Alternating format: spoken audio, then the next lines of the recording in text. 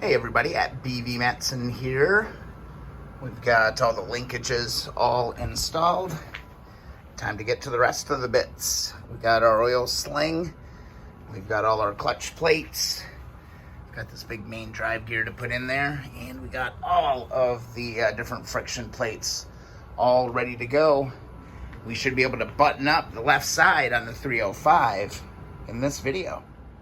All right, first things first, we're gonna dive into our stack here and gonna be real careful about how we put this all together. So we're gonna take these parts, this piece, this big washer, and this gear, set those aside for now, and we are gonna grab this bad boy right here. Big difference on this is one end is completely smooth on the inside. The other side is knurled, all right? So remember that. And also, we're gonna connect to this main drive gear. So basically, we're doing this. We're taking this and this big chain, this big thick chain, and we're gonna install that as one piece onto the left side of the motor. So you're gonna lay it together like that, chain all the way around the big sprocket, and then have your flat end, we're looking at the back side of it, have that smooth end on this side. All right, we're looking at the left side of the motor. Everything's in place. You just want to be really careful of this. So make sure you're watching this. You don't want to put undue pressure on it as we're pushing through this chain. This is actually the tensioner for that chain, okay? So what we're gonna do is we're gonna grab the whole unit, get it aligned loosely. It should slide on there like really easy, actually. As long as you go straight, it should go on. I'm gonna push my tensioner down and I'm gonna push this whole unit up firm against. Now watch here, when I let up on the tensioner, that's gonna put all that tension in there. So that was what we installed in the last video. You should be looking at it like this. There should be just a little bit of the hex kind of heads coming through on this. That's the first step. All right, the next piece to get installed is going to be the gear for the oil sling. That is gonna sit on there just like that, okay? Then what we're gonna do is we're gonna take this really thick washer. All right, this one's got a slight concave kind of a side to it here. It dips down in one end.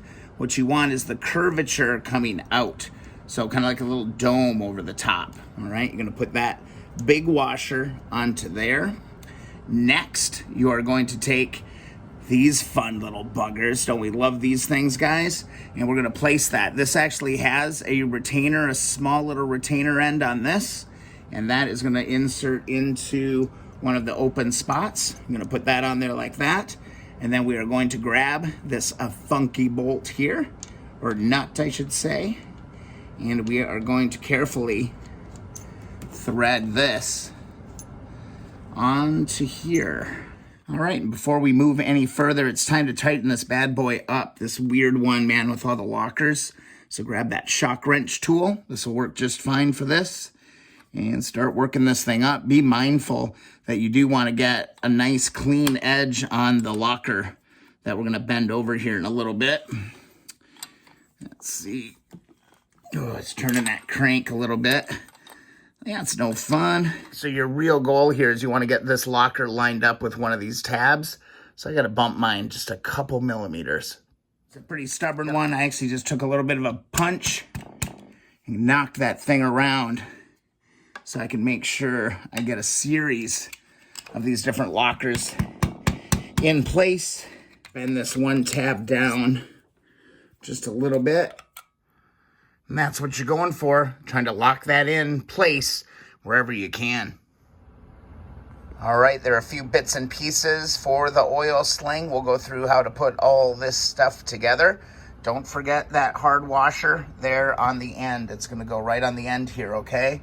And then another little note, you're gonna see one smaller hole in the port on this main pin that goes through the middle of this. This is gonna be towards the outside. It's gonna be on this side of that piece. Also, don't forget, there is a small O-ring that goes on the inside down below there to help seal the cap, all right? We got our little locker, we got our chain. All right, let's do it. Let's get the oil sling in. All right, from this point, we can start to assemble the oil sling.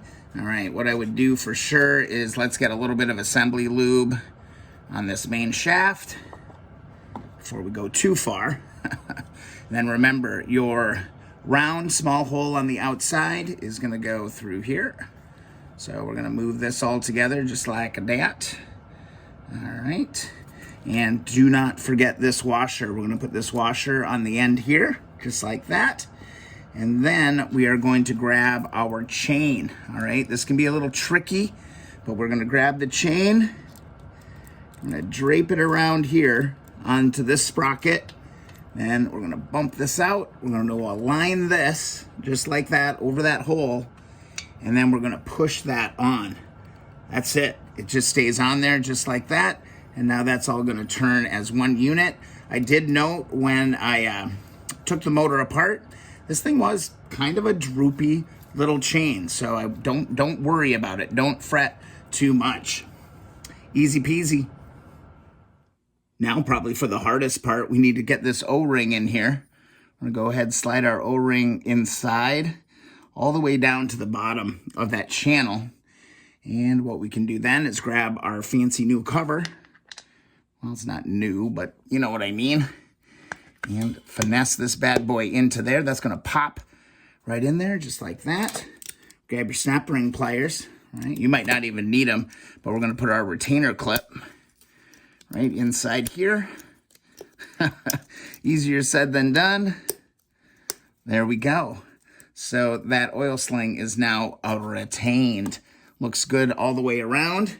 And that is gonna be filtering out all of our wonderful oil. All right, that is it. That is the oil filter on there. You're gonna see that oil sling installed. Jumping ahead, this video is getting a little bit long. Part 3 is gonna be coming up real soon. Again, just make sure, I kind of had a little bit of an editing mistake. Tighten this bolt all the way first, because this whole thing should be turning as a single unit, all right?